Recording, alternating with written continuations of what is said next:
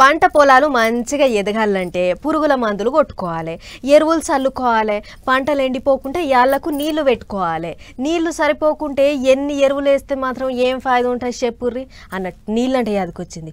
ఒక పంట పొలాలకు నీళ్లు పుష్కలంగా అందుతున్నాయి కానీ పంటలు ఆగమవుతున్నాయని మొత్తుకుంటుర్రు రైతన్నలు.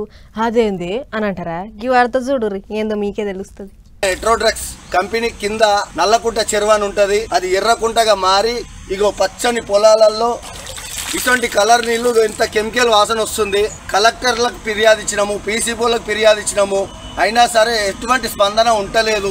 అయ్యయ్యో గిసంటి గలీజు నీళ్లు వాడితే పంటలెట్ట బాంతాయి, చేనెట్ట పోతం అవుతుంది. నల్లకుంటలకించి ఎర్ర నీళ్లు వచ్చి సంగారెడ్డి జిల్లా గుమ్మడితల మండలంలో ఉన్న బొంతపల్లి దోమడుగు రైతులతోని కన్నీళ్లు పెట్టిస్తున్నాయి. వానకాలం వస్తే సంబరపడేటి రైతులకు భయపడే కథ అవుతుందట. ఇదంతా హెట్రోడ్రగ్స్ పుణ్యమే. కంపెనీలకించి వచ్చేటి గలీజు నీళ్ళని నల్లకుంట చెర్ల వాడుతున్నాయట. వానలకు చెరువులు అలుగులు పోస్తే చెర్లకించి సీదా చెరువు కింద ఉన్న పంట పొలాలకు. ఇంకేముంది, ఇగో ఇది కథ. నల్లకుంట చెర్ల ఎర్రటి నీళ్లు, గా నీళ్లతోని పంటలన్నీ ఆగం. అంతేకాదు షర్ల చేపలు కూడా బతికేటట్టు లేవాట. ఎట్ట బత్తాయి కంత గలీజు నీళ్లు తాగి మరి అగ చూడోరి గిసంటి నీళ్లతోని పంటలు ఎట్ట బాంతాయి, రైతులు ఎట్ట బాగుపడతారు. ఇంత అవుతుంటే అక్కడ అధికారులు ఏం చేస్తున్నట్టు అనకురి, వాళ్ళకేం బాధ.